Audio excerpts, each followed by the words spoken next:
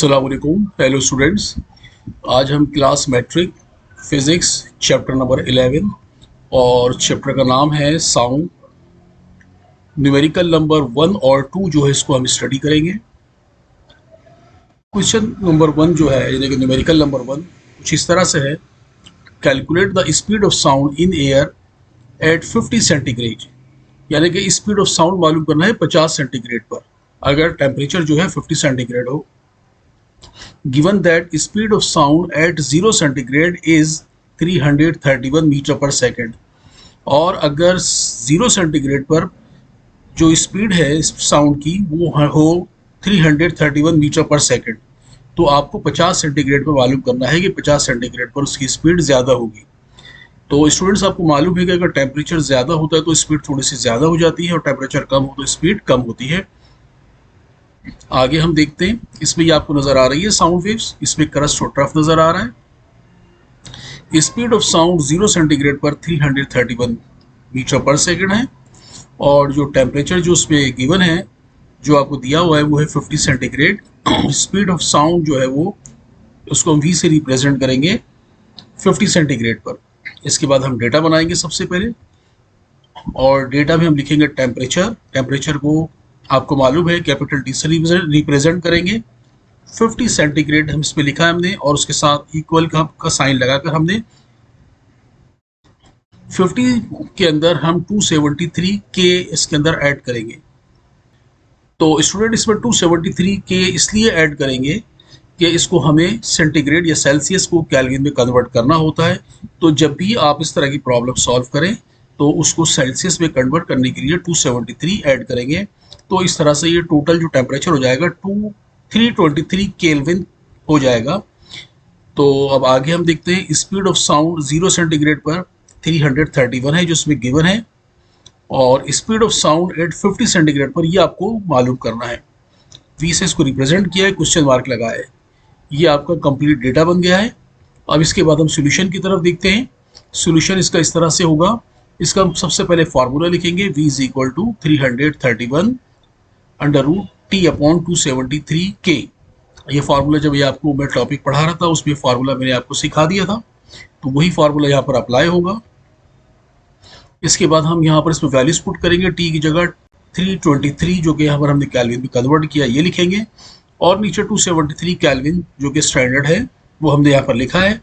इसके बाद आप इसको जो है डिवाइड करेंगे। 323 को 273 से डिवाइड किया आपने, तो इसका आंसर आ जाएगा 1.1831।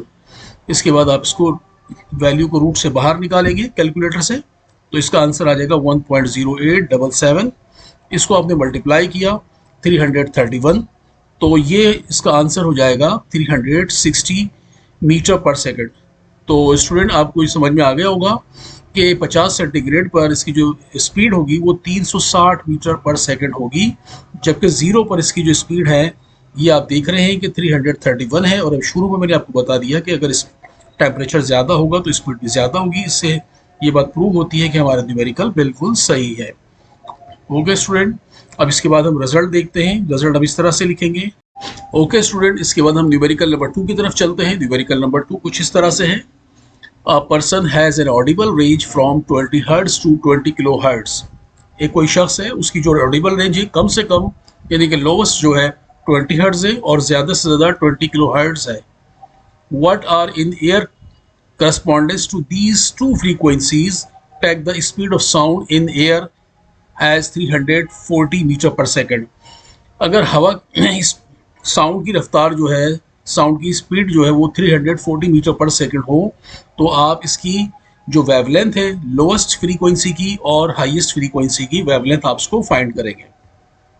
सबसे पहले आप क्या करेंगे, डेटा बनाएंगे। डेटा में लोएस्ट फ्रीक्वेंसी जिसको F1 से रिप्रेजेंट किया है आपने, ये आप लिखेंगे 20 हर्ट्ज। उसके बाद हाईएस्ट फ्रीक्वेंसी लिखेंगे, F2 से रिप्रेजेंट किया इसको 20 किलो हर्ट्ज। किलो का मकसद होता है 1000, तो 20 किलो को जब हर्ट्ज में कन्वर्ट करेंगे तो 1000 से मल्टीप्लाई करेंगे। तो 20 को जब 1000 से मल्टीप्लाई किया तो ये हो गया 20,000 हर्ट्ज। यहाँ तक समझ में आ गया आपको। स्पीड ऑफ साउंड को हम वी से रिप्रेजेंट करते हैं जो कि सवाल में गिवन है, ये आप देख रहे हैं यहाँ पर। तो ये हो जाएगा 340 मीटर पर सेकेंड। इसके बाद जो फर्स्ट वेवलेंथ है यानी कि फ्रीक्वेंसी f1 की, वो कहलाएगी λ1। यहाँ पर हम क्वेश्चन मार्क बना देंगे क्योंकि हमें फाइंड करना है। और इसके बाद सेकंड वेवलेंथ यानी कि f2 की λ2 आपको फाइंड करना है, क्वेश्चन मार्क बना दिया। ये आपको कंप्लीट डेटा बन गया। अब हम सॉल्यूशन की तरफ चलते हैं। सॉल्यूशन में हम इसका फार्मूला लिखेंगे स्पीड का, v is equal to F lambda.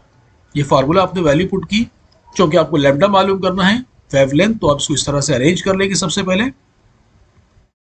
और इसके बाद चूँकि पहली लेमडा 1 मालूम करना है तो हम क्या करेंगे, फ्रीक्वेंसी 1 यहाँ पर हम लिखेंगे, जो कि यहाँ पर दिया हुआ है 341। इसकी स्पीड हम लिखेंगे फ्रीक्वेंसी 1 की, और इसको डिवाइड कर देंगे फ्रीक्वेंसी 1 से यानी कि 20 से। जब इसको आपने डिवाइड किया कैलकुलेटर से तो इसका आंसर आएगा 17 मीटर, यानी कि इसकी जो वेवलेंथ है वो 17 मीटर होगी या होनी चाहिए। ठीक है स्टूडेंट, इसके बाद हम इसी फार्मूले को अप्लाई करेंगे लैम्डा 2 के लिए, यानी कि वेवलेंथ 2 के लिए, जिसकी फ्रीक्वेंसी है 20,000 हर्ट्ज। तो इसमें आप क्या करेंगे, उसी 340 को जो कि स्पीड है उसको डिवाइड कर देंगे 20,000 हर्ट्ज से, जो कि यहाँ पर आपने f2 लिख दिया था, f2 हो जाएगा ये। तो इससे जब इसको आपने डिवाइड किया तो इसका आंसर आ जाएगा 0.017 मीटर।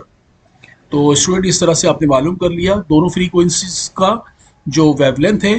जो लोएस्ट फ्रीक्वेंसी है उसकी वेवलेंथ 17 मीटर होगी, और जो हाईएस्ट फ्रीक्वेंसी है उसकी वेवलेंथ 0.10 मीटर है। इसको आप मिलीमीटर भी कर सकते हैं, क्योंकि इसकी वेवलेंथ कम है, लेकिन स्टैंडर्ड चूँकि मीटर है इसलिए हम इसको मीटर में ही रहने देंगे, और आपकी बुक में आंसर भी मीटर में ही है। तो स्टूडेंट इसका हम रिजल्ट लिखेंगे, the distinguishing wavelength of sound wave 17 metre and 0.017 metre. तो स्टूडेंट आपको ये समझ में आ गया होगा दोनों। अगर समझ में नहीं आए हों और कोई कन्फ्यूजन हो तो आप कमेंट्स बॉक्स में लिखिए, तो मैं इसको दोबारा एक्सप्लेन करूँगा और दूसरे मेथड के ज़रिए। मिलते हैं इंशाल्लाह अगली वीडियो में। थैंक यू, अल्लाह हाफिज़।